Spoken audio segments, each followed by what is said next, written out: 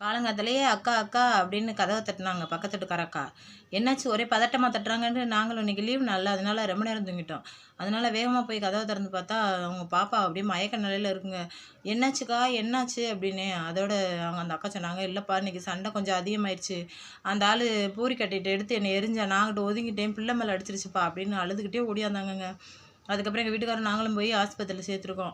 அந்த பொண்ணுக்கு வந்து நரம்பில் ஏதோ அடிபட்டிருக்கான். அதனால கொஞ்சம் ட்ரீட்மெண்ட் பண்ணணுன்ட்டாங்க. அந்த அக்கா ஒரே அழுகையா அழுதாங்க. அன்னைக்கே நான் போயிருப்பேனப்பா, நீ தான் பேக்கை மறிச்சுக்கிட்டு விட மாட்டேன்ட்ட. இந்த ஆளோடலாம் இருந்து குடும்பம் நடத்த முடியுமா சொல்லுன்னு. எனக்கும் கஷ்டமா போச்சுங்க. அன்னைக்கு வீட்டுக்காரோட இருக்கிறது தான் கௌரவம். வாழ்க்கையில பிரச்சனை இல்லாம இருக்குங்க்கான்னு சொல்லி அன்னைக்கு இருக்க வச்சது, இன்னைக்கு எவ்வளோ பெரிய பிரச்சனையா போச்சு பார்த்தீங்களா? குடிகாரன் வேலைக்கு போகல, சம்பாதிக்கல அப்படின்னா கூட சமாளிச்சு வாழ்ந்துரலாம். இந்த மாரி ஒரு கொடுமைக்காரனோட வாழ முடியுமா? அந்த அக்கா சொல்றதும் கரெக்ட்டு தான். அதனால தான் சில பெண்கள் வந்து இந்த மாரி கொடுமை பண்ற ஆம்பளைல விட்டு விலகி வாழ்றாங்கன்னு நான் இப்ப நினைக்கிறேங்க.